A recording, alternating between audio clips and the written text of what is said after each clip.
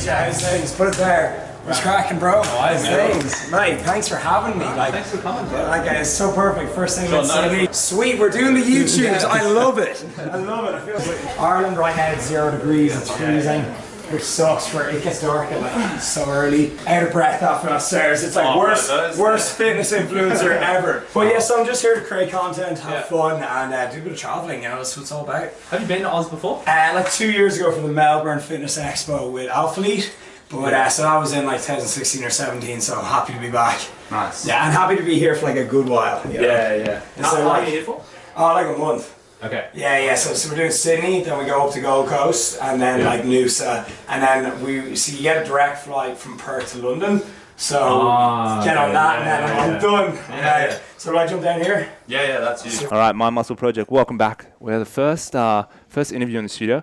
We've got guest videographer Sven, who's come along to help us out today, sort of a last minute sort of thing, and then of course, with the partner in crime, Raf. And Rob, welcome to Australia. Welcome to Sydney. What's good going to have on, you in the boys? studio. Thank you so much for having me here. I'm honored. Thank you. So we have a lot of questions. Okay. You have quite an interesting story. Actually, I think one of the best pieces of content you put up recently was how you first made your first $100,000 in the industry, and you really broke down the mindset that you needed to, or the maths really, to kind of get there. But what was actually really interesting for people listening, kind of in the middle, you talked about how you will actually have to suffer. Like, you will not want to live where you want to live. You'll have to work shitty side jobs. You'll have to do the stuff you don't want to do to end up where I am now. And I thought that is really the story that I think will inspire a lot of people, because a lot of people are there, right? They're there. They're not at the end game, but they see the end game and they don't want to do what's in the middle. Yeah.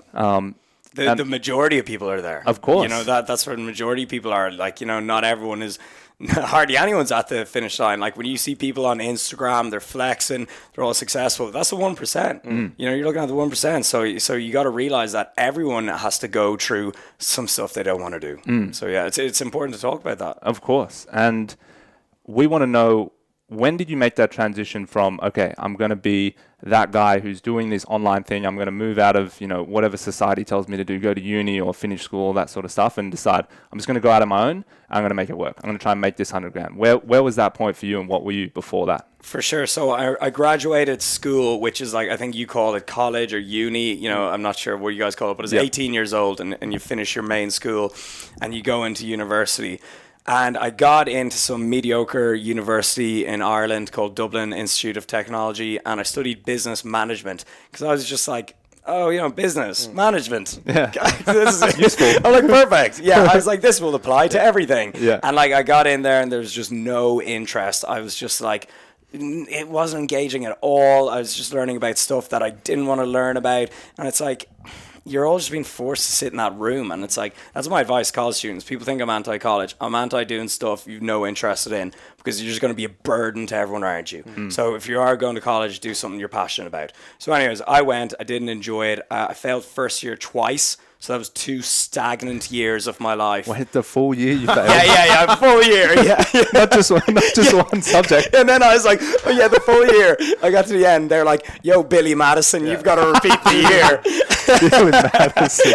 And then I was like, Peaches, same round again. Exactly. So same round again. I was like, ugh. And of course, parents were like, come on, Rob, you got this. Finish college, repeat the year. And so again, I didn't have the confidence to go out and like be like, screw this. I'm really into the gym. I'm really into training. So this is what I want to do. So I gave it another go. Lo and behold, Billy Madison failed again. Okay, so that was 2 years. So I'm like, in my early 20s right now, with just like, I was like, screw this, I'm not doing it again. This is not for me. So I was there. I was like, I had no job connections to go into. Like, parents didn't have any connections or a job to give me. No friends that were like, hey, you can come work here. So none of that. No college. Bad school results. So like, I was actually just like playing Xbox, lying in bed until like 2 p.m. But then I was like, what's the only like productive thing you do in the day, Rob? And I was like, you hit the gym, you actually learn about training and nutrition. Like you love it. Like, you're into that.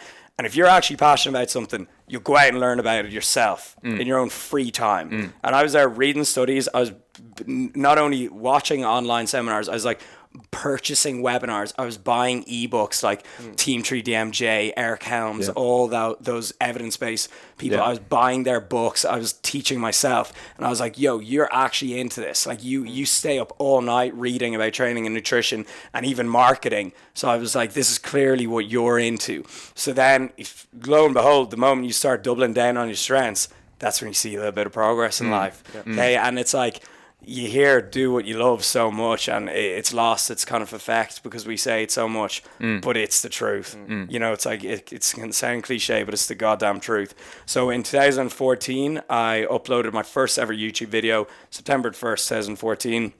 I couldn't afford a camera or anything at the time. I wasn't like, you know, living out in a cardboard box, but I just didn't have hundreds to spend on a camera. So I just picked up my iPhone 5. Yeah, that was the phone at the time. Now we're on. What year was this? 2014. Okay. So now we're on like iPhone like fucking 20,000 or some shit. So iPhone 5, and I just picked it up, held it in my hand, and I was like, hey, what's up, everyone? Welcome to my YouTube channel. This is how I train every day. This is how I eat. Follow along on the journey. And so that video is still there. You can go watch it. And then I just started, you know, kind of covering myths and topics, doing Q&As, really informative, beneficial stuff. Like there was no sponsorships, no sponsor posts, not trying to sell anything for like the first 2 years. So it was just putting out content that'll help people get in shape. And then lo and behold, everyone did start getting in shape from watching these videos, sent me a ton of before and afters. And that's when I first started doing some online coaching and writing ebooks and all that jazz. Right. So it started with the YouTube first. It did. Facebook was the first thing I ever did, Facebook page. But like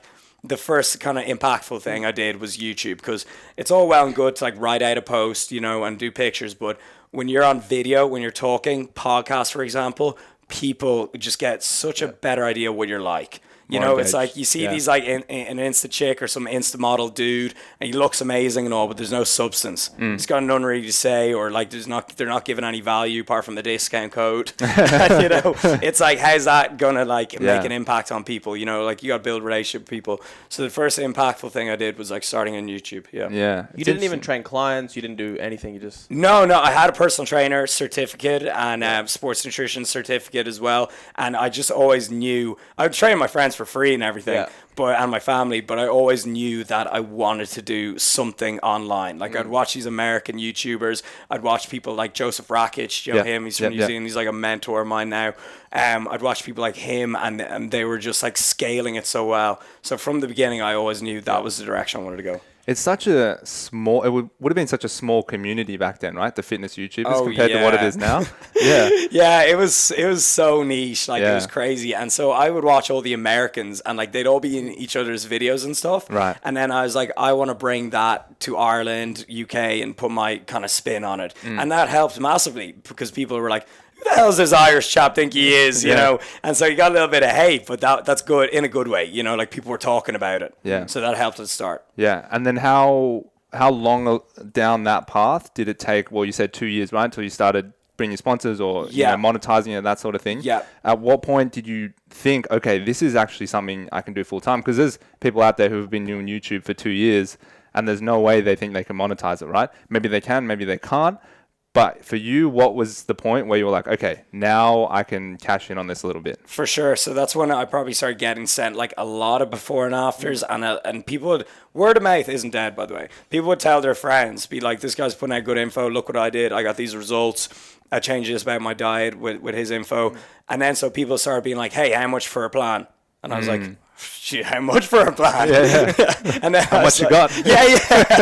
Give your money, bug. But then just a light bulb went off, and you know, it started very small what I would charge, and then the more in demand you are, obviously the more you can charge.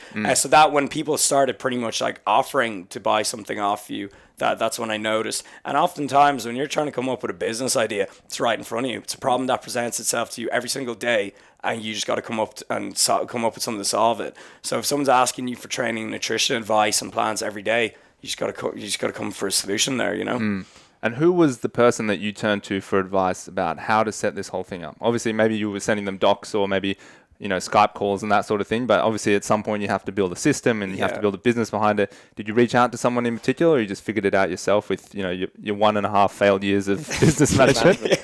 Man, I am very persistent. The resilience. Yeah. But so I kind of just taught myself how to do it, and like just made so many mistakes along the way, like because there's no one else in Ireland or even the UK that like I could reach out to. And it's like, let's say there's I'm on like 1,000 Facebook likes, I can't reach out to like Athlete X and be like, hey man, tell me how to do it. So I really had no one to reach out to, so I just started kind of teaching myself how to do it. And I remember I started it's actually a funny one, so I couldn't even I'd no spare money to buy cameras and equipment and everything, so I couldn't even get Microsoft Word, and I downloaded it from Pirate Bay. Please don't arrest me. I did that as well. The Australian government is gonna shut me out. So I downloaded up Pirate Bay, have my Microsoft Word, and then I'd convert them to PDFs and just do emails. But it was such a bad system, and so now I'm comparing that to now I've got this whole software, this app, this whole team that helps me with online coaching. So it's crazy, but it's you got to make these mistakes. You got to they are learning curves. They really are. Yeah, no, it's interesting because it's so funny because now if you get into that game, you're going to get hit with 400 Instagram ads a day about let me help you get leads and build businesses and all that. That wouldn't have been around back then at all. Yeah, oh my God, that's the new trend. It's join my mastermind. Give me 30 grand a month and I'll tell you how to make 30 grand a month. By giving me 31 grand. Yeah. So that's a whole new trend. And it's I'm not really against it. If someone's providing value, and they're actually giving out good info, whatever, that's cool. It's the same as training someone, just in a different way. But it's a whole new thing. It's mentoring and that business mastermind thing. It's that wasn't around. Have you gone down that road? Have you done it yourself? Or no, I haven't. I haven't given it. I haven't. No. Sorry. Have you participated? Have you been a student? Kind of just for free with the people I hang around with. One of my best friends, Christian Guzman. Okay, top of the game in the fitness industry, to say the least. If I need some advice, I'll ask him about something. So I've just and even the person that founded Raw Gyms, John, he's married with kids. He's not online and stuff, but he started the Raw Gyms brand from scratch. So he's a mentor of mine. Okay. So just I've different people that I can go to for advice, just by putting myself in the right places and making the right connections. But I'm not again. I think it's probably a good idea to get a mentor, or a couple. Yeah. It can be a great shortcut. Yeah. As it doesn't always have to be an official transaction, right? It can be a friendship and that sort of thing. Ideally, it would be a friendship. Of course, of course. Because sometimes I have some friends in my life and I look at them and I would call them my friend first, but I'm almost thinking in a way you are kind of mentoring me right now. You've done a lot of shit I haven't done, and I'm taking your advice. And in a way, because the trust is there with the friendship, it's I know what you're telling me is not bullshit. And with a lot of those people you pay a lot of money to, it's have you really done what you say you've done? Did you really make $8 million this month? Or you just lying to me? $8 million, but you lost $9 million. You know what I mean? So it's you don't really know, which is why I think when it comes from a friend, it's very powerful. It's more legit, for sure. So coming back to the timeline. So at what point did you go from those sort of YouTube videos to building more of a, Instagram came along, and when did you kind of build that massive profile where, you started bringing on brands and sponsorships and, looking down all that sort of path? Yeah, so that would have been 2016. Okay. And I think that's when, I reached my first 100K in revenue, in profit from doing everything online. And that's when things got serious. I got sponsored by Alphalete, which really helped me break into the US market. I came out with more ebooks. Through their reach? Through their reach. Co-branding, partnerships, exactly. That sort of Christian and Max will put me on their channels, collaborations, which is just huge if you want to grow your brand. This is a collaboration now, you know. This is going to help me reach Australian viewers, help you guys reach Ireland, UK. Collaborations on social media, it's just the utmost. It's how it works. It's how it works. So doing stuff like that in 2016 helped me take it to the next level. So get more sponsorships, more brand deals. You can charge more for speaking events. People want you to come speak at their events. Again, more kind of online content like training plans and stuff, and everything that I went over in that video really, and of course more YouTube views too. 2016 is when things got proper serious, and then 2017, 2018, that was just nuts. That was just like a blow up. I was just like, what the hell? Like, you know, that so things are still, cool. we're going to ride that wave. You know, we're going to keep going on that. Yeah. That's cool. And did your lifestyle change dramatically then? Like, were you traveling all the time, or did you did this whole thing where you came from? I did majority of it, like especially the beginning in Ireland. Yeah. Like I think in 2016, I went to the LA Fit Expo and like I paid my way there, and like I was like, you know, I was like this is tight, like, you know, but I need to put myself in these right positions, and it paid off. But lifestyle has of course changed. The more quote unquote successful you become, whatever you define that as. Of course. But yeah, so now I have a lot more freedom now, and a lot better connections. So yeah, you know, life is amazing, and I'm so grateful for that. Yeah, and you know, it's so important to kind of stick with, you know, your bread and butter almost. But you know, from the outside looking in, you're doing so many more things now. But when you're looking back, like for you, what is it that still really works for you? What's the core, and what do you like never go away from? Yeah, so just there in January, I was like, even like over October, November, December, I was like partying a little bit too much. I was like having too much fun, and then I was like, Rob, go back to your roots, okay? Start putting out tons of informative fitness content, and even like, you know, content that's going to give people confidence and inspire them. Go back to that, and then, you know, that's what you're meant to do. And so in January, I hired like an editor and a videographer to just pump out the content, made more content than ever, and it's just, my audience were just so happy with that. They're like we're glad to see this. So my core, that what I always go back to, is just content that helps people improve their lives. And in turn, right, it's like, you think that's a big selfless act. Oh, I'm helping people improve their lives. Like, oh, Saint Rob Lipsett. No, right? If you help other people have a great time, you're going to have a great time. If you bring everyone else's vibe up, you're going to have a much more fulfilling and fun life. So it's actually selfish. It's like, I'm making everyone have a sick time, so I have a sick time. And it's like, imagine we all did that. Like, imagine everyone's like, yo, I just want to, like, you know, make everyone feel better, you know, make everyone around me, want to bring everyone up. Just the world would be a sick place. Yeah, of course. Yeah. What do you think about the sort of rise in, obviously Instagram is very popular, you just touched on it, with people putting out heaps of fake shit, right? Putting out shit you see in articles all the time, right? In the Daily Mail, whatever it is, BBC. Fake lifestyle comes crashing down, $80,000 credit card debt or whatever. I'm sure maybe you've met people like that, or you've seen that sort of thing happen. How do you kind of feel about that? I've really tried to stay away from that as much as possible. I think integrity is going to help you tremendously. So like, a brand will come to me and they'll be like, yo, let's work together. And I'll be like, first of all, if I don't like the brand at all, I'll be like, no, okay, like, it's just not going to help. And so this is how you do it, okay? This is how you think about it.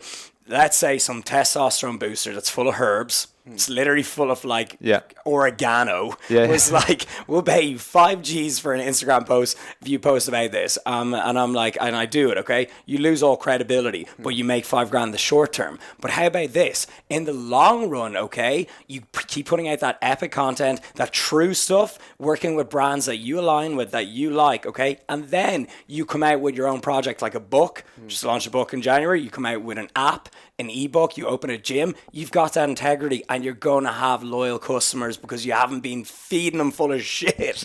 Okay? And so then, instead of making the $5,000 short term, you make the 30, 40 grand in the long run. So don't play the short game and don't sell out, because you're actually not selling out. You're actually just going to screw up your long-term career. So yeah, there's a ton of fake shit, and you can see it from a mile away. Like, you know. And the temptation's there. Temptation is there, of course. For sure. It's like a blessing almost that when you did it, you just didn't really get those offers because it wasn't around then. Whereas I find like today, because it's like there's so much of that. Every brand is sending someone something. It's like, it's harder to say no, right? Because it's like you get it way earlier. You probably didn't get any of that in 2014. Not at all. Like, it just wasn't a thing. And now it's just like, social media is the new TV. TV is the new radio. And newspaper is just dead. You know, it's like, when's the last time, you know, when you're like waiting on a bus back in like 10 years ago, you'd see everyone there with like a newspaper. Folding that shit out. A massive thing, and the wind blowing it away. They're like, oh, where'd page 3 go? And then now you just don't see that. Everyone's just on their phones. Okay. Like, so that's just gone. So yeah, all these companies are just trying to put, now just their focus is on the phone. They're trying to put ads on the phone. So it's like right now that's just proper. That's a prime location. That's prime property. Yeah. So yeah, it's just really, really heating up. And if you're a brand and you're not utilizing social media, then you got to keep up. Yeah. Yeah. What was the first thing you did outside of coaching that was your product or your service that you were putting out to the market? Because I know you got obviously a ton of sponsors. Yeah. But did you, and you mentioned the book, that's the most recent thing. Yeah. We'll get to that, but was there anything in between that you brought out? The last year, I started an events agency called the Creator Agency. And so that's where I bring content creators and business owners together to talk about their journey. And so where I got this from is I'm constantly listening to talks and podcasts like this. I've constantly got a TED Talk up there, when I'm cooking or driving, just, I've got the audio maybe plugged in. Always listen to this positive reinforcement, these talks. And I was like, I should put on a talk. I should put on an event. And then so we've got people like Conor McGregor's coach at it. We've got Christian Guzman at it, Max Tuning, all just like leaders in their given fields, people who are just killing it.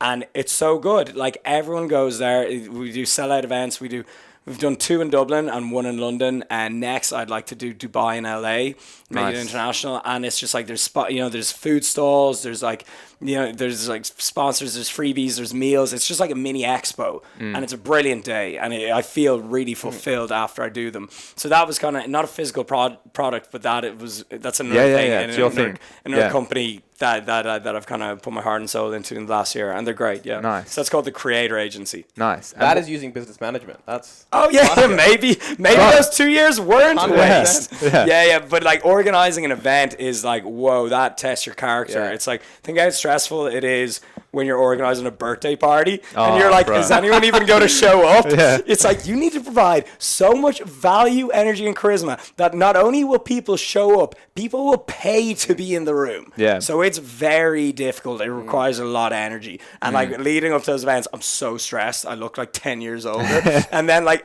the day after event, I'm like back to normal. I'm like, rainbows, unicorns. And then coming up to the event, I'm like, duh. So but they're great, they're very fulfilling. What is the focus? Like if someone goes, am I the right fit for this event? Is it fitness people only? Is it business in general? Is it TED Talk style? Is it how did you envision that? Or what's the long-term vision for it? Yeah, so I was just like, hey, what type of event would I like to go to? And so there's like, we've had like nutritionists and like chefs and like, well, not like chefs, like, food bloggers more. That would be great at recipes. So there's like food, fitness, MMA, business, everything, travel. So I was like, this type of event that I would like to go to. And so I was just like, that's what I'm going to focus on. Right. And so down the line, I want to kind of branch out and make it a brand that it's like an event can happen and I don't even have to be there. Yeah.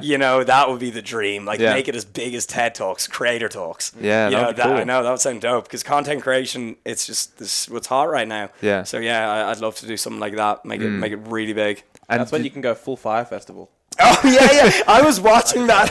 I was watching that documentary and I was like, this is so me. It's like, come on, guys, believe in it. Keep going. Yeah. I was like, what was the name of the guy in it? It was like Billy. Yeah, Billy. I was like, I relate to Billy on a spiritual level. I was like, Billy is my spirit animal. Yeah, bro. But no, my events thankfully turn out well. Yeah, Rob's legit. He's not gonna be ripping anyone off. They're real tickets. Wait for the Bahamas Creator Agency. Mate, Ja Rule will be in. He's available. I can't believe that guy. Imagine getting that guy on a podcast. I'd be through a jail cell, but like, oh my God. It would be incredible. That would be amazing. Yeah, I watched that documentary recently, and it was. I actually really enjoyed it. It's unbelievable. Yeah, it's so good, and even like the cinematics. There's like the drone shots, locations. It's brilliant. Yeah. Did you see it before that? Like, did you know about it before the Netflix doco? I'm not exaggerating. I'm not lying. Okay, my friend went to it. You can see him at like in the 50-minute mark, walking around like this. What's going on? Where's my cheese sandwich? You can see him, and I was going to go with him. I was literally going to. I was so close. I was like booking my flights and everything, and then like I was. That almost got you. I was almost. Billy almost got like 182 me. Is but what? I was literally like I had an event on or something. Okay. Something came up, and thank God. Like I remember seeing it break out on Twitter, and I was just so relieved. I was like the FOMO just went. Yeah, nice. But I was literally so close to going to it. Good. Yeah, it's hilarious. Well, pivot from that. I wanted to ask a question. I think it's something that's always on the mind of like fitness influencers and business owners. It's how we've all been insecure teenagers, trying to get jacked and eating like, like it's a religion, and sleeping and all this stuff. And then it comes a point where a shift begins and you're almost kind of happy with how you look. Maybe I could add 1 or 2% extra, but you don't feel like you're at the start, right? You kind of feel like you're closer to the end of where you want to be with your physique or your fitness or whatever it might be. And then obviously now you're trying to maintain what you have, right? Yeah. Because you've got to kind of uphold the values of health and fitness while, working endlessly and maybe missing nights of sleeps and, obviously going out enjoying yourself and traveling. When did you kind of make that shift from like, okay, I can't just train and eat and work out all the time. I need to kind of put that on the back burner, maybe take away a day's training or look for more efficient training methods, that sort of thing. And then shift to like, okay, how can I travel? How can I eat when I travel? How can I train when I travel? Yeah. How'd you manage all that? Yeah, it's so funny that you mentioned that. I remember when I was first starting out, like, remember how eager you are at the beginning? Like, I was like, must take 5 grams creatine at 8 a.m. Exactly. Like, you're so... It was all about the time. The timing was everything. Now, like, I am just the opposite of meal timing. Like, I recommend my clients to, like, literally disregard it. Like, literally eat according to your schedule. Oh, my God. Intermittent fasting, 6 meals a day. Who's right, who's wrong, okay? And it's like... So, when I first started out, I was so neurotic about it. And it's crazy. And I think it just takes a little bit of growing up, a little bit of time and a little bit of patience until you realize, and you try a few different things out until you kind of mature and you realize like, okay, I don't need to be like this. There's better ways to get results. There was one time like I was really young and I like ate a big cheat meal and like I was like, oh my God, I'm bloated. And straight away I started doing like sit-ups and stuff. My God. Like, in the restaurant. Yeah. I was like, everyone clear the way. But so I just in the past like 3 years, so I turned 27 last week. So when I was like maybe like 23 or something, I realized I was like, Rob, look, it's okay. Like if you mess up a little bit, it's not going to make a difference as long as you're doing the vast majority of things right. But yeah, it's so funny that you mentioned that. You're like, when you first go in on it, you're just like, you're obsessed with it. Like it's like you just found a new hobby and you just want to go all in on it. So what is it? What are the core things that like every week you got to at least maintain X? What are those core things? Nutrition, sleep, training, what are they for you? Yeah, sleep is one thing that I've just noticed is huge. Like for me, like 7 to 8 hours, like if more better. When I go below 6 hours of sleep per night, I just get not myself. Like you're just not on top of the day. Sleep is a huge one. Protein intake in terms of nutrition, I just try and hit around 180 to 200 grams per day. You don't need that much. Like, I'm not like 200 pounds, so you don't need that. But I do that to actually control my appetite because I've got a huge appetite. So I have. We know. Yeah. You've seen this man has eaten 10,000 calories in one sitting. Yeah, and 20,000 a day. Just humble brag. Out there. But so I have a huge appetite, so I have to have a high protein intake because protein intake, we've loads of studies showing how satiating it is. So that would be like a nutrition thing, along with like I try to eat a salad a day. So these are like some ballpark things I do, especially when traveling. Depends on my goals in terms of calories, like if I'm cutting or trying to gain weight, of course. And then in terms of training, if I know I'm going to have a busy week, I just try get in enough frequency. So if I know I'm going to have a crazy packed week and I'm only going to hit the gym 3 times, I'll do 3 full body sessions a week. And like, this is pretty good. Like you look tidy, you look fine. If I know I'm going to hit the gym 4 times a week, I'll do upper lower, and then I usually train 5 or 6 days a week. So kind of a legs, push, pull, split. That's when everything's on point. So I just adjust my training to kind of deal with frequency and total volume and total workload. So in terms of training, nutrition, sleep, they're just some kind of like guidelines, basics boxes that I tick. Yeah, it's funny because you can. When you're at 100, when you feel like you're at 100% of perfection, right, and doing everything right, and you strip back, which is really probably 5 or 10%, but it feels like a lot of things. Oh my God, you're like, shit is about to hit the fan, right? And then you do that for so long, and then you realize like, holy shit, I'm still making progress, or I'm at least maintaining. And I'm barely doing any of that crazy shit I was doing before, right? I haven't taken any supplements in a while. Yeah, like I'm missing water and stuff. But, I'm still eating protein. I'm still training enough. Yeah, but maybe I'm not hitting the perfect rep routine, the perfect progression. Like last week, did I do 6 or 8? Like this week, I'm doing 10 or 12. You can't remember. You just mix it up. But you still maintain. You still make progress. And you're like, all right, well, okay. Is all that bullshit? Or is there just like less things that work more. Yes, you know what I mean? Exactly. And it's like, there's obviously like, merits to everything. Like, for example, having a post-workout shake, it's probably not the worst idea. Will it make or break you? No. Okay, so it's like there's a little bit of truth to all these things you hear, but you need to kind of think about it. Is it substantial, and is it going to make a massive difference? But in terms of in 2019, I kind of want to compete again, so that is when I'm going to have to go back to like 17-year-old neurotic Rob. Yeah, right. I'll compete in bodybuilding. Yeah, in men's physique. So the last time I did that would have been in 2016. Okay. And first time I did it was 2015. Came like didn't place, possibly last. They're just like, this dude is not even worthy of a position. And then I was like, I did everything wrong. And then I did the exact same competition the year after, and I was like, I'm not letting that happen again. So like I just like peak week perfect. Gave myself plenty of time instead of like 8 or 12 weeks, I did like 16-week prep. Like, you want to be ready 2 weeks early. You want to be stage lean like 2 weeks in advance, pretty much, and then just cruise into the show. So I did that, and then I got home first place. Oh, wow. So yeah, that was an awesome feeling. And then 2017, 2018, I just left competing because I was like, I left it on a high. I'm like, I don't want to mess it up. But 2019, I think it's like the year I just like give it another go for YouTube content and just for the laugh. Like, I'm actually not very like pro competing. Like, I think it's a bit messed up. Like, there's a lot of eating disorders. You're essentially like starving yourself to death. There's a lot of like weirdness in that in the industry as well. Like, it's subjective. Yeah. Someone could just like know one of the judges and you could win. So it's a mess. It's a weird industry. So I would make sure that if I did it, I wouldn't be doing it for the plastic trophy and to get oiled up on stage. I'd be doing it for the YouTube content and for the social content. Yeah. Because people like following along a journey, and people, it's interesting to see how to get super lean. It is an interesting thing. So yeah. Yeah, it's funny. We asked, I don't know if you know him, Brett Contreras. He's like the glute guy, right? Yeah, he's one of the first people I ever followed. Like, ever. Back when I was like college dropout, like him and Eric Helms, everything. Like, I read, like, remember when people used to read websites? Like, I would read his articles. Like, I'd read bodyrecomposition.com, Lyle McDonald's stuff. Yeah. I'd read all these, and Brett was one of them, Yeah.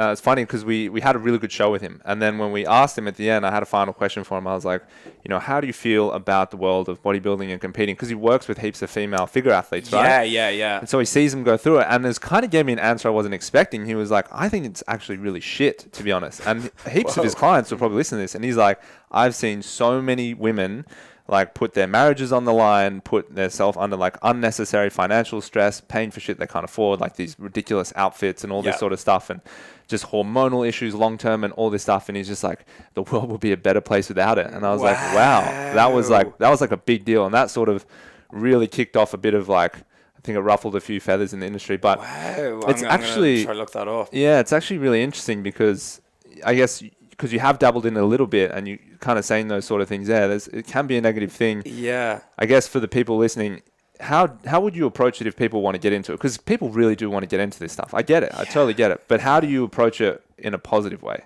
Oh, man, do your research. And I think understanding that it's not a good thing. Like, understand that it's not healthy. Yeah. And that it's like there's a lot to come with it. It's like an extreme sport. Like, before you go skydiving or like bungee jumping, you understand that the rope could break. Yeah. And, you could go kersplat. So I think, like, when doing any extreme sport, you need to just understand the seriousness of it, the consequences. And if you still really want to do it, well, then go ahead. But as long as you look at the negatives along with the positives. Like, I'm a very positive guy. I always seek positive and everything. But that doesn't mean I'm, like, unrealistic. Right. Or I'm living in some fantasy world. I'll still look at the negatives and think about that. That's just what a logical person would do. Yeah. So, definitely understand where you're getting yourself into and do your homework.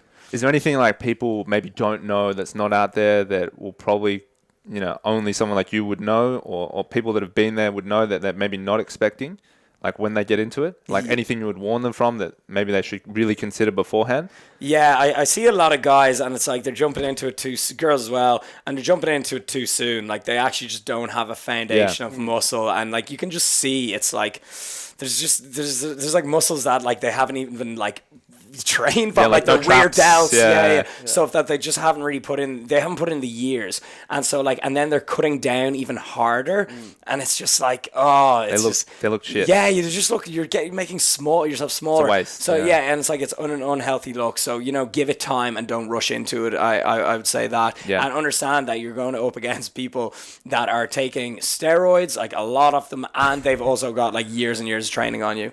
So, is it? Now, I don't know like all the names, but I'm just sure it exists. There are obviously like brands that you work with where I think probably some of the athletes are open about performance enhancing drugs, right? And it's interesting because like usually brands pick a side, right? Like if you get caught with steroids and you're a Nike ambassador, contract's gone, right? Yeah. Like John Jones, right? As soon as he lost everything in like one day. And that's usually how it goes. That's what we've come to expect. However, there's like this new generation, right? And these other brands are deciding, okay, that's totally cool. As long as you're a good person, you have a good following. If you're open about it, that's fine. And here, this guy's not using it. He also is our brand ambassador. You guys have the same contracts, right? How do you feel about that sort of stuff? That's interesting. I haven't actually never kind of really thought about that or gone into it, but I think honesty is great, and I think people really appreciate honesty, and so I'm absolutely fine with that. It's like, especially if like we're not playing for like a professional team, you're not technically breaking any rules, so I'm absolutely fine with that, and I think everyone finds a bit of honesty in the fitness industry refreshing. So I think it's cool, and I think it's a good move on the industry's behalf. I think it's a good move. Yeah, I agree. I think that so at the moment in Sydney, it is in New South Wales. It's a massive talking conversation. Our premier, our premier Gladys, she cops a lot of hate from the young people because there's this big thing. Actually, the UK promotes it. It's pill testing at festivals, right? Oh yeah. She's like really against it. And this year in the Australian summer, obviously we're really big on festivals. A lot of people die. Oh, not a lot of people, but the media makes it seem like a lot of people, right? And all the young people are up in arms. They're like, we need pill testing. It's going to be a safer environment for everyone if there is pill testing. She's going, no, because then we're saying it's okay to take drugs. And it's like, look, it's happening regardless. There's nothing you can do about it. And if anything, it's more and more and more. And you need to kind of help us regulate it and keep it safer for us. And I guess it's sort of the same idea on the other side of performance enhancing drugs. The more the conversation is open, the more people talk about it, the safer it becomes. But if people are out there, no one's talking about it, kids are just going to buy it off the dark web with Bitcoin and have it arrive and just draw the whole needle and stick it in. Like, I want to be Rob Lipsett. Time to leave humanity behind. Boom. But again, being honest and open, stuff like that. And that's such an interesting analogy that you brought up. I didn't know that was like such a big thing in Australia. Big topic. I actually think if anything, it should be banned. It should be alcohol. That is the craziest stuff out there. But anyways, again, honesty and being open will help a lot of people, and it'll stop putting people in danger. So that's very interesting. Yeah. Did you hear Dorian Yates when he was on Joe Rogan? He was talking about, and he was obviously it's open now, but it was no secret. But like those guys. Yeah. No, wait, you're trying to tell me that Dorian wasn't natty. And he's obviously the most jacked guy there's ever been. Maybe not the new guys, but he's one of the most jacked guys there's ever been. Yeah, ridiculous. And those guys never say exactly what they're on, right? Yeah. They know. But he was like, I look at what people talk about on forums, and he goes on forums sometimes and is like, whatever. I don't think that's a good idea. But he's like, man, people these days are not even very big, and they're taking 5 times what I was taking, and I'm the biggest dude in the whole world. And part of that is just because they don't ever say what they're on. Exactly. So it's like, whatever, bro. He's probably way less than people don't even believe him when he says it. I think. And I think the whole thing is a bit of a slippery slope. Like I'm natural myself. You can probably see that. Here's like here's this skinny guy in the studio. But I think that it's just a slippery slope. Like there's so much. Once you're on forever, and it's just like there's just so much things to look out for. Are you even taking what you think you're taking? So it's a tough one. Yeah, it's it's interesting. I'll be curious to be where it is in like 10 years, right? Yeah. Because it could, if it is a lot safer in 10 years, it's obviously going to be used a lot more. Because in the US they have TRT therapy, right? Where you can get a doctor's certificate and he monitors your blood and all that sort of stuff. So if it's at that stage they're usually leading the way on this sort of stuff, right? In terms of, what's getting legalized and what's being accepted and that sort of thing. So I'm sure it'll trickle down to the UK and Australia soon. Definitely, yeah. Yeah, so We need it. We fucking... Yeah, man. Yeah. These biceps are the same size. Too damn long. Like, seriously, come on, baby, grow. yeah, the sport. Yeah, we need it. So I wanted to go back to a bit of business stuff. For sure. And I think that, a lot of people are probably interested in this sort of thing. A lot of the people that you mentioned earlier, like Christian and Max, have started apparel companies. Yeah. Seems to be like a trend. This other like CrossFit YouTube guy started an apparel company. This other girl started an apparel company. I'm like, this is getting out of control. How many apparel companies can we have? Yeah. Is that something that you've ever considered, or where's it sit for you? Literally, that just sounds like he's starting an apparel company. That's why I didn't do it. Right.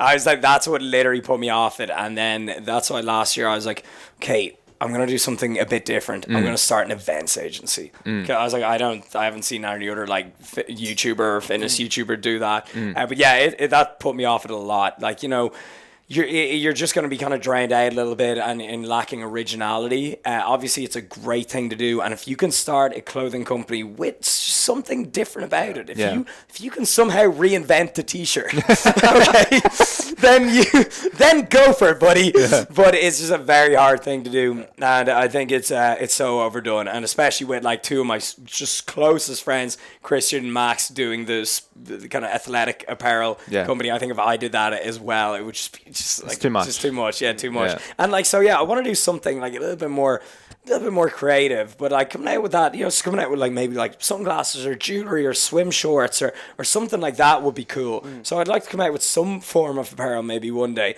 But right now, doing my own line of gym wear, it's just too basic. It's too overdone with. But like, I'm always thinking of like a physical product that I'd like to launch. But with that said, the most profitable things that I've done in my life have been online digital products. You would be so surprised when you're even doing an event, a physical event, or like, I would talk to the lads, Christian, Max, whatever, about all the expenses. It's like after that's all done, the profit margin isn't as big as you might like it to be, or it isn't as big as you thought it was going to be. Whereas with digital products, it's just like, boom. Yeah. It's like, it's literally just like you're paying for Wi-Fi. Maybe you're not. Maybe you're sitting in Starbucks. I want to keep coming out with digital products and maybe even doing a little bit more webinars or stuff like that. Avoiding the kind of business masterminds demographic. But yeah, something like that. But digital products are a winner. They're so quick and easy. They're great. And they scale really easily, right? Scale really well. And people like them. People they help people. Yeah. So yeah, for sure. And what about you guys? Have you guys, apart from the podcast, the clothing here, have you got any like what's your grind? It's a good question. Yeah. He reaches for the book. He's like, got one of these puppies right here. Yeah. We did do a book. That's probably the only. It's a journal. Yeah. Can I have a look at it? Yeah. Absolutely. Wow, it's really clean. Yeah, we basically thought that, because we do have advertisers and sponsors of the show that, we've used them for a long time. So we made sure they were, companies that we worked with in our gym, supplements we've been taking for a long time, et cetera, et cetera. But then we thought, okay, what do we want to do and help people with? Yes, we did an event. Again, same thing. We got to the point where like, hey, I wonder if we'll break even on this event. Like, it was getting ridiculous. Yeah, because we were flying speakers out from around the world and stuff. And I was like, fuck, and then and then we're just like, holy shit, we should have put the ticket price higher at the start. And then it's just like, it's a real learning process. Oh, yeah, it was fun. Don't get me wrong. And during it, you're like, this is sick. Yeah. But then at the end, you're like, was that worth it? Exactly, yeah. And you got to really ask yourself. Yeah, like, so I made much more profit on my first and second events in Dublin than I did on the international event in London. People think, like, surely the more events you do, the better you get at it. And not really. It's like, success looks like this. The back. Hopefully it's just like the back. People think it's like this straight grid, and it's like no. So that's so interesting that you guys brought that up. And there oftentimes when you're doing stuff, and when it all said and done, be it a T-shirt, a book, an event, you're like, oh, am I making profit on this? You know? And that's also like the business mastermind thing is like, I made 10 million a year. It's like, bitch, you spent 9,999,000. Exactly. So that's that's what a true businessman is good at, making profit, not just, spending money and taking it in, and it's actually, sorry, just looking at your book here. Yeah, go. It's crazy. I'm like, in my videos, you've probably even seen them. I talk about like every video. I'm crazy into writing out to do this. Okay. Like this is like doing stuff like this, keeping a journal has just like changed my life. Yeah. So how did you guys like come up with doing that? Yeah, it's a good question. We thought to ourselves, okay, we want to create something like a product. We'd never really done that before, except sell gym apparel and that sort of thing at the gym. But that's like just members wanting shirts and that sort of thing. But we thought, so many people listen to this podcast. How are we going to help them more than just what they hear? Because so often they listen to it, they're like, oh, that was great, I'm inspired, and then they're like, then they get out of the car and they're at work and they forget, right? And they can't really apply what they learn. And we thought, well, we've journaled before and we've gotten a lot out of it. Have you used the 5-minute journal before? I haven't. No. I just used this like blank one. And Okay. It's like, Yeah. I got the pound shop, The dollar store. The 5-minute journal is something Tim Ferriss has been really big on. You know Tim Yeah, I Ferriss? do. Yeah, I know him, 4-hour work week. Of course. And he always goes on about how it helps so much and like they've done research on it and it's got heaps of evidence to back, good progress, and good state of mind and that sort of thing. But there's nothing there. We want to take the concepts of that and the stuff that works behind that and put it into something for training. Yeah. There's not something out there like that. There's some stuff where you can log your workouts and that sort of thing, but we wanted to take like mindset and help people practice mindset. That's right. Yeah. And man, the catch is, achieve your number one training goal in 100 days. And then literally last week, Raf and I did it ourselves. We set a 100-day training goal. So mine was to bench 140, 3 plates. And then you wanted to clean and jerk 150. Nice. Yeah. Myron, that 3-plate Yeah, bench, yeah. bro. Yeah. Give me some of that. Maybe I'll pick myself up a trainer. It worked. Yeah. It worked. Yeah. So yeah, it was good, man. 100 days, and we put. Actually, the hard part was we listened to podcasts that we had done, and we distilled them down into like 2 pages of info of dot points, and we put them in the book as well. But that took ages because we had to listen back through it and write notes and timestamp it, then listen back, then paraphrase it, and that was a nightmare. But in the end, we ended up with a huge headache. I'm sure you just finished your book. We'll get into it, but yeah, we're pretty happy. But it's funny because when all the boxes arrived, we're overseas, and I'm like, maybe you should just throw them in the bin. This thing's been such a headache. I don't even care. I thought I'd see you with Megatron. That's right. Yeah. I thought I'd grab it and be like, it's finally like I love this thing, and I was just like, you have caused me so much heartache and pain. You're like resentful. Yeah, a little like, bit. I hate you. A little bit. Then when we started selling more, I was like, that's all right. You can stay. Yeah. But tell us about your book. For sure. So I wrote it last year. I wrote 90% of it on planes because that's like I'm like ADHD to the max. Like you can probably tell. And then so I'm like it's very hard for me to like sit still. And so the only time I can really sit still is when I'm on like a long haul flight, like 10, 14 hours. Out here, I actually started writing some more ebook training guides on the flight over. And so I would just sit down. For some reason, I get really well focused on flights. I don't know why. And I wrote most of it on flights. And then Penguin is my publishers. So I picked it up. And I actually had to rewrite it because it was really hardcore, like evidence-based, Brett Contreras, training, lifting weights, macros, all this, protein synthesis, blah, blah, blah, big words. And Penguin were like, okay, you've already reached that audience. We need something for the general population. Yes. And then I was like, okay, cool, because one of my goals is to reach and get fit as many people as possible in the world. So it's like, I need to reach every audience. I need to reach people in their 20s, their 30s, their 40s, everywhere. Okay, so I was like, I'm pretty open-minded, and I'll always listen to people who are smarter than me. I was like, okay, Penguin, they've published a couple books. Just a few. Yeah, I'll take your advice. Roald Dahl, whoever the hell it is, J.K. Rowling, they're probably not even with Penguin. Okay, and then so I was like, okay, I'll take your advice. So I had to just write it in layman's terms. And what I found out was that was very difficult. But if you're able to take a complicated subject and break it down, it shows you really know about it, Absolutely. So I learned a lot about myself writing that book, and it was like a refresher course. It reminded me of all this, training and nutrition topics, and it put them in my head again, and it made me have to think, how do I explain this to someone who's just getting started in the gym, just getting started on their January resolutions? So it was was hard to write, but it was fun and it paid off. It's now one of the best-selling books in Ireland. Wow. Which is crazy. Like, that's amazing, man. Yeah, congrats. Thank you, that's thank awesome. you. Appreciate it. Yeah, that is fantastic. Yeah, it's a great feeling because I was the worst in my year in school, like the bottom. Yeah. Like, you know, they'd rank you. They'd be like, right, the lowest results are Rob. They're like, bad. they're like, you are the weakest link. Goodbye. Like, yeah, they're like, and then that was school, and then in uni again, I just failed that. So I'm like, in my whole life, I'm constantly being led to believe I'm this failure. That I'm just, you know, I am an academic, but I'm not smart. And I am smart, but they let me believe I'm not smart, but I just wasn't book smart. Smart at other things. We're all probably very good at something. We just don't know what it is yet a lot of times. Of course. And it's such bullshit as well. It's like, what's that thing? It's like a quote. It's like, tell a goldfish to try climb a tree and he's not going to look very smart. Yeah. You know? Yeah. But tell a goldfish to go swim around in water. Yeah, he'll kill the game, man. He'll swim all goddamn day. Yeah. So, you know, oftentimes we're just led to believe. Oftentimes we're just sorry, I got too loud for the studio. Oftentimes we're just led to believe that, you know, we're idiots, or we're getting these negative vibes from like our parents or from our teachers and stuff. It's just not how it should be. You know, we should be encouraged for the things we're good at doing. So that was to have one of the best selling books in Ireland is like it's a mad story. That's it's awesome, like a movie. Like, that's awesome. It's like a movie. Yeah. That's crazy. Yeah. So what was the like when the book came out? How long's it been out for now? Oh, it's only recent, January 3rd. Was when it was on shelves. Yeah.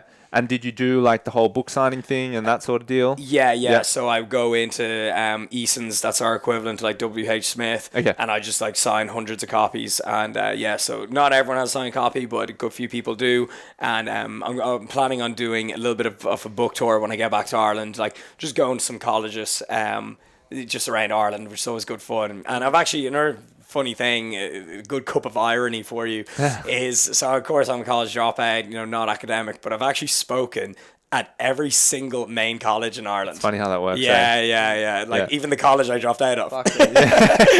Nice. They were like, good to see you again. So what do you talk about with them? What do they want you to talk about? Entrepreneurship or? For sure. The usual stuff, you know, you tell your story and, you know, entrepreneurship again, getting out there, you know, finding out what you like to do.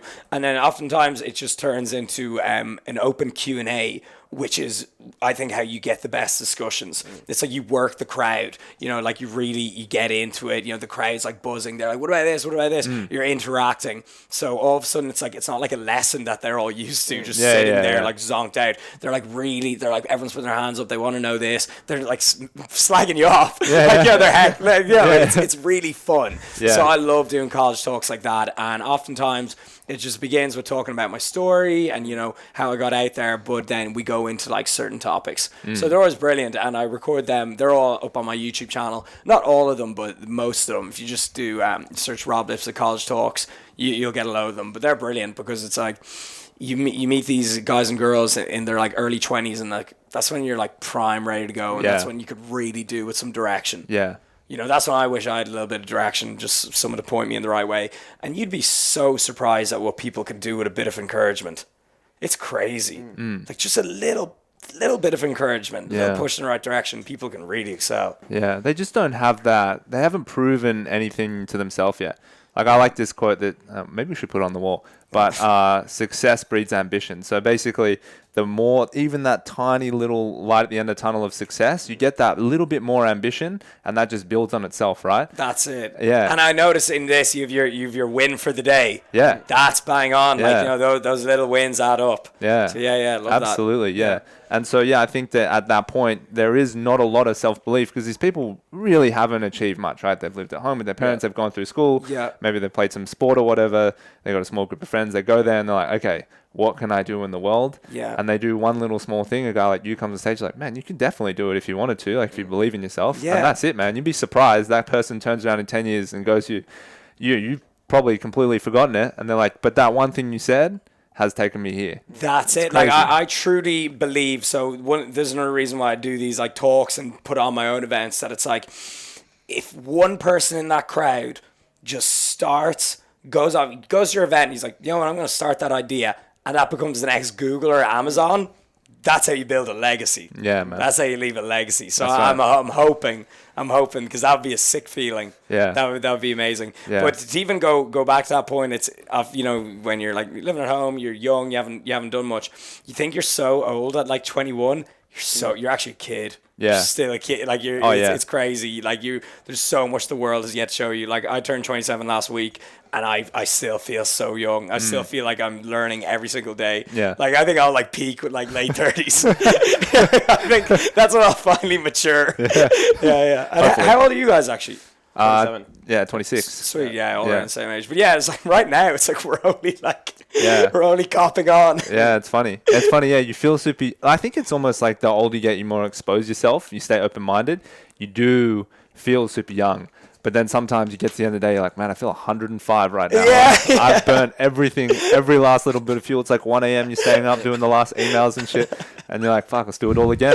Yeah, that's it. So how do you go with like so much travel, right? How many flights do you reckon you do a year? Oh my god, okay, let's just look at January just there. Like, okay, so it was Miami, Dubai, Paris, and now we're in Australia. Wow. So in a month, that's like 4 crazy locations. Yeah. And then March, I'm going Maldives, end of March, Bali, March, April, nothing. Oh, April. Oh, and London as well. We're doing an athlete event there. So that's like in the next 2 months, that's like 5 more trips. So on average, maybe like go somewhere at least twice a month. Yeah. In January, I went somewhere every like week pretty much. Yeah. So it's full on, like, but I think travel is an extremely important thing. I think the world is a big and amazing place. We should try to see as much of it as possible. Yeah. Yeah, I think it's more like a lot of people think travel is like, oh, go here, take an Instagram picture. It's like, no, you should really actually go somewhere and really take it all in. So last night was my first time in Sydney ever. And we were walking, me and Joe were just walking down Piermont Bridge. And I was like, phones away, not speaking to each other. Let's just have a look around, just take it all in. That's like, cool. in a new place. Yeah. I was like, let me just look at it. Just what does it sound like? What does it feel like? What's the temperature like? What does it smell like? Just take it all in. Yeah. So I want to do that in as many places as possible. And I think that's what we should all do. Make you more open-minded, more culturally aware. And I think it's sweet. And even like you don't have to go to somewhere like, in the depths of the Amazon to define it as travel. Yeah. Like even going somewhere like Sydney that you haven't been before is cool. Yeah. It's funny because like what I like to do when I travel is just notice all the small things. And I think all the little things are the cultural differences. When you're like, oh, you guys do it like that? Yeah. That's super weird. Like, yeah, we don't do that either. And then you're like, wow, that is interesting. Except then it goes really extreme. Like the one time we're in Dubai, right, for this fitness event, we're like doing the behind the scenes filming of this fitness event. And the guy, what was his name? Saud? Saud. Yeah, Saud was running the event. So he's like, what was his position? Managing director He was like head of fitness / friends with the Sheikh's son. Yeah. So this guy's like the connection to the money, right? And he's Arab money. Oh boy. Yeah. And he's running this whole thing. And the dude's an absolute legend. And he's like, boys, come back for a feed in my apartment. And we're like, yeah, sweet, 100%. He's got this mad penthouse and stuff. So we get the lift up. He's like, oh, these are all my boys. Like one guy's Egyptian, one guy's from wherever. And there's like 10 of them. And we get into this room. And we're like, cool, when's the feed coming? And then they start setting up the room for the feed. We're like, awesome. And they take the dining table and they put it outside. I was like, that's weird. They take the couch, they put it outside. They take the dining chairs, they put it outside. And they get the rug, and they put the rug in the middle of the floor. And I'm looking at Raf going, what the hell is going on here? Then he gets this plastic sheet and throws the plastic sheet over the rug. And I'm going, are we going to die? Like, are they going to stab us and roll us up in the carpet? It's like that Saw. They're in a hospital. 100%. And 10 of them, there's 2 of us. I'm like, I wasn't freaking out, but I'm like, don't freak out. Yeah. And then they go, oh, food's here. Food comes in. This guy's wheeling in this giant silver pot, which is like 150 degrees. They put it on the plastic, and they all sit down around the plastic. They go, wash your hands. So we all wash our hands. We sit down this giant bowl in the middle. He pulls the foil off, and it's this dead lamb just sitting on rice, like cooked lamb. Okay. Yeah, like it's a cooked lamb, but it's still in its shape. And then they just get this other pot and they pour this massive tub of yogurt on it, and it's like steaming hot, this whole thing. Big tub of rice, yogurt, dead lamb in the middle. And I'm standing around going, cool, like how do we eat this thing? Yeah. And then it's just boom, hand straight in, grab it, squeeze it, push it into your mouth. What? And there's like a bowl this big, but there's like shoulder to shoulder with other dudes, and they're just hands in the mouth. and they're grabbing it, squeezing it. They're like this, try it, like putting it in us. And this guy over here, this guy's just like, I'm all in. I was fighting. Yeah, I'd be like, I I was look like, at it. that's my bit. Ripping it out of his hand. And I'm over there, I'm just like, boys, I've lost my appetite. Yeah, I'd be like 20,000 calorie challenge. Let's go, boys. That's crazy, though. I've never even heard of that. Yeah. Like, when you said they brought in the lamb on the bed of rice, and before you said it was cooked, I was like, I thought it was picturing live. this fucking live. It's like, now it's your turn. They hand you the knife. It's like an initiation. Yeah. I'm like, that wasn't what my Dubai trip was Yeah. It wasn't that hectic, but no, that was a cool cultural experience, right? Yeah, But if you're sitting there for on your sure. phone at a restaurant, you don't get that, right? Oh, not at all. Yeah. I'd love that to happen to me, to be Yeah. honest. Yeah. If Yeah, there's yeah. anyone from Dubai listening, they want to sacrifice some lambs, just hit me up, slide into the DMs. Yeah. All right, should we wrap with the 4 questions? Yeah. Unless you got something else you want to shoot him? No, I was just thinking. My mind went to what a traditional Irish. Do you guys have like a lamb style fee where you go off, attack an animal? Oh yeah, how would you give us the ultimate Irish like what are we gonna food get when we get experience? there? Okay, for sure. Well, our food is pretty basic. It's like meat and veg and potatoes. You know, that's like us. Cottage pie, that's like a signature Irish dish. That's fucking boring. Yeah, I know it is. It's like, bro, we got through the famine on potatoes. Okay, don't slag the potatoes, right? We love potato. But so like, if you were to come to Dublin for a weekend, we train in raw gyms, of course.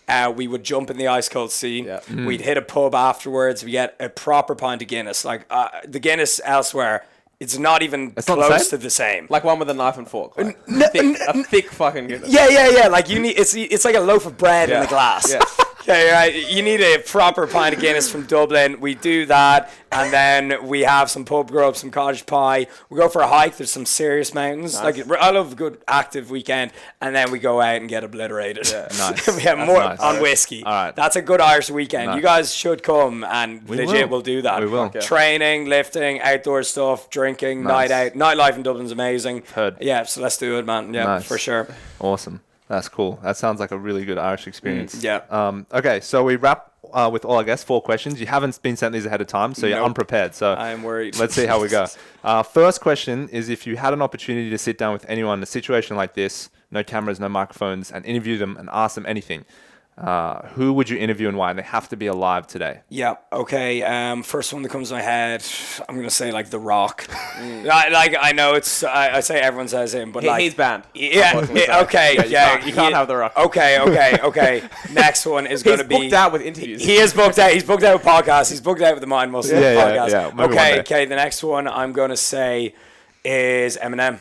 Ooh, Nice. Yeah. okay. We haven't He's had my that before. Yeah, he's my favorite artist, and fuck it's yeah. just like his story is insane. Like Lose Yourself is what I listen to when I'm going to the gym. I still haven't got sick of that song, and it's like it's the realest Cinderella story out there. 100%, It's man. proper trailer park to the bit of rap phenomenon to an icon. Yeah. To like literally just a timeless icon. So Eminem. 100%. Yeah. sick, People that say that they go, who's the greatest hip hop artist of all time? You know, most people end up throwing out Tupac or Biggie. Yeah. The reality is, it is Eminem. Yes, Because thank he you. crossed- Oh my god, he we're gonna get crossed- so much hate. No, you're wrong.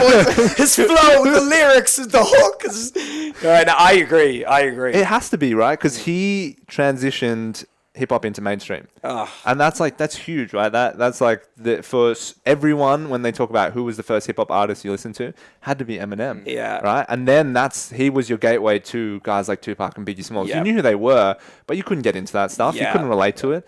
But his story and the way he connects with people, no one's ever come close. I love it. His attitude's amazing. And if you go onto my gym playlist, like I have like a Spotify playlist, and it's just like all Eminem pretty much. Yeah. So yeah, Eminem is who I'd sit down and have a chat awesome. with. Okay, but follow-up question: how do you feel Yep. about his new stuff? I like a lot of it. I prefer his old stuff, of course. Like that's like your favorite movie. The sequel's never going to be as good, and that's okay. But I do love a few of his new stuff, and I think Kamikaze was honestly really good.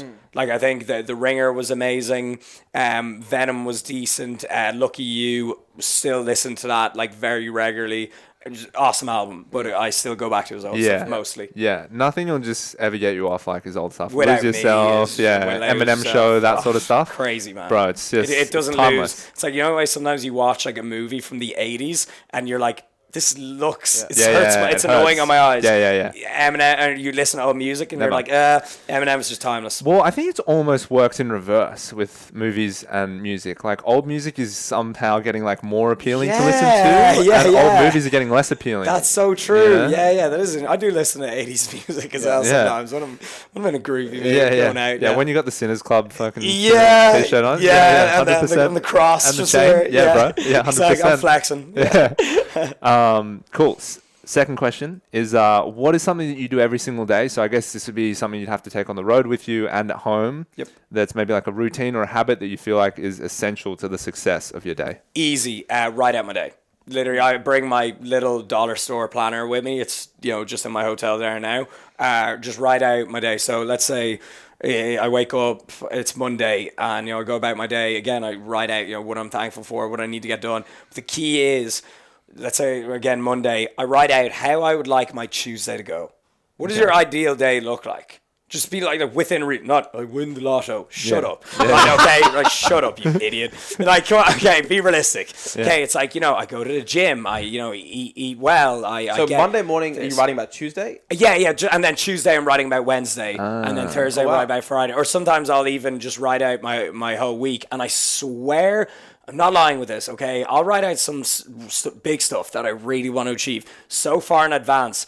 Like, flip so many pages so far in advance, and like on the date, okay? And I'd be like, I want this to happen on that date. And I'll forget about it because I won't see it. I won't read it. And I swear to God, it happens. It's like seeing a ghost. Really? It happens. Example, like a workout, like a business thing. Yeah. Like I'll be like, event was a huge success. I'll write that out. Or like, I hit 200,000 subscribers. I hit 500,000 Instagram followers on this date. Swear to God, it happens on the date. Like I just don't know. Maybe there's obviously some reason behind it, but it's, I don't know. It just ends up happening, and when it happens, I'm like, whoa! It's like seeing a ghost. So I think if you write it out, it makes it physical. It's more likely to happen. I think that's fair to say. So every morning you journal about either day ahead or weeks ahead. Anything, yeah. If it's just small things, a day ahead, because But if it's big things, I'll write them out week ahead. But so to answer your question, write out what my ideal day looks like. I do like that. Yeah. Well, there's something to be said about, I like to think about your unconscious, subconscious, and conscious mind. If you plan it so deep into your unconscious mind, small actions and things that you take will leak into your subconscious, and then that ultimately dictates your conscious mind, right? Yeah. The thoughts that feel a bit more tangible at the front of the mind. If you're doing that really early, you're going to take subtle actions towards those things, even if you're not thinking, it's because I wrote 200,000. There's just a deeper part that knows you want to get there, and so maybe put a little bit of extra effort into this video that you weren't going to do, or shoot that B-roll you weren't going to do, right? Maybe send that extra email, set up a little bit later. Yep. And that's why you end up getting there. For sure. And it's like, it's no mystery. It's like people talk about like, the book, like The Secret, and they're like the law of the universe, the magic. It's like, no, it's not like, it's not some magic spell. It's just like, if you think about something more often, it's more likely to happen. Of course. So it's like common sense. Yeah. People are like, The Secret, and I'm more like, the common sense. I do love that book, The Secret. Like, it's the ultimate basic bitch in self-development. It's like the first book people read to get into that. So I think it's great for making it like general population positive thinking. But they probably had a Penguin publisher. They probably did have a Penguin publisher. Make this for everyone. They probably did. Yeah. But so I do like that book. But I think it's just common sense. Yeah. Yep. Yeah. No, that's good. So third question is, what is something recently you went back and changed your mind on, which for a long time you held as a strong belief? Yeah. So I think in the last, maybe about a year ago, or within the last year. So quite recently, I looked at more the benefits of like relaxing and not working so hard. Like there was a stage where that I was like, if I watched Netflix or like went on a night out, I'd feel guilty. I'd be like, you should have been working. And like, that's where I actually disagree with the whole Gary Vee model. That like, he's like, grind. And I'm like, no, you want to live your life. Like he's like, work your ass off until you're 35. And I'm like, now you just missed your 20s. So one thing I've learned, to answer your question, one thing I've learned in recent years is to enjoy yourself a little bit more. Work your ass off. Like seriously, work harder than anyone else in the room. Be so laser focused, but do have fun. Like, you know, do reward yourself, and that's going to improve your longevity. So it's like, maybe if I like take an hour at the end of the day to watch a documentary like Fire, you know, like this is a funny documentary. It's quite interesting. It's beneficial. You're not watching some brainless stuff that's not going to help you. It's actually quite an interesting thing to watch. I think that'll help you relax, which will help you work harder the next day. So that's one thing I went back on. I used to be just so grind. No drinking, no going out, no partying, no socializing, no Netflix. And now I'm like, that's actually going to help me work better and more efficiently. Well, you're almost, again, the subconscious mind, you're rewarding yourself for that effort. Yeah. You know, it's like you worked that hard, now enjoy yourself, but make sure you go back to working. Yeah, and then it's like, now I'm going to work hard again so I can enjoy myself again. And then, you know, and of course your work is enjoyable too. Yeah. So it's just this constant good vibes. Yeah, it's funny because I did actually, like a young gym owner reached out to me the other day and he's like, hey, can I take you out for coffee? I just want to pick your brain on a few things. And then we started chatting, blah, blah, blah. And an hour into it, he started going, you know, so how much do you work and stuff? And I was like, you know, when I was your age, man, like I would work nonstop. We would train really hard, but then we would work and work and work and work. We wouldn't socialize, we wouldn't go out, we wouldn't do any of that stuff. And that's probably the one thing I regret is like, I think I probably went way too far down that end. And he goes, oh, that's where I am now. He goes, I don't pick my phone up on the weekends. Like I don't sleep. I just work nonstop. And you look at him, he's 21. He's like got bags under his eyes. He's tired. He's like exhausted. He's ordered like 4 coffees. And I'm just sipping on like one on my first one. And I'm just like, bro, just slow down a little bit. He goes, no, I don't have time for a girlfriend. I don't have time for friends. And like, I'm like, man, you're going to alienate yourself. You're going to feel worse at the end. I'm like, my advice is have a weekend. Have weekends. Just have Saturday, Sunday. Exactly. Or have half of Saturday and all of Sunday. So true. Yeah, burnout is with entrepreneurs is the realest thing. It's a big thing. It's big. Play that long game, like we were saying. Yeah, for sure. And then final question. What is a favorite book? Part 2. What is a favorite quote of yours? Okay, so favorite book, part 2? Oh no, sorry. It's an A and B question. Okay. So part A is what is your favorite book? Yeah. Or what is the book you're reading at the moment? Yeah. And then do you have like a quote that you really like as well? Okay, so favorite book is Rob Lipsett Game Plan. Go buy it on Amazon or roblipsett.com right now. But so actually, a book that I read recently, I couldn't really pick a favorite book, is The Subtle Art of Not Giving a Fuck by Mark Manson. I just think it's just boss, you know, like it's a right bit of me. Yeah. So that's amazing. So there's one for you. And then part 2 was a quote. Yeah, just any quote that you like. Easy. Is a quote that I've been sticking with since I was about 15, 16 years old. And it comes from a Latin phrase. I don't know the exact how to pronounce it, and I'm not going to attempt to butcher it. But it translates to, I'll either find a way or make one. Yeah, so it's just it's like, I think it came from some Roman general, could have been Hannibal, and you know, they're like crossing some mountain or some treacherous path, and they were like, we can't go through here, we can't find a way, and he was like, all right then, make one. So that's it. There's no excuses. Stop complaining. Get on with it. That's good. That's it. Yeah, that's I think that's the same one from Billy from Fire Festival. Don't bring me problems, bring me solutions. Yeah, that's guys. it, man. I'm Billy. I'm the fucking Billy reincarnated. That's right. All right, Australia. There you go. That was Rob Lipsett. Hopefully, we'll get you on in Ireland. And, definitely, guys. We got to make this Dublin trip happen. 100%. All right. Thank you so much, Boys, sir, for being on the show. I like it. Thank you very much. Thank you. Thanks, guys.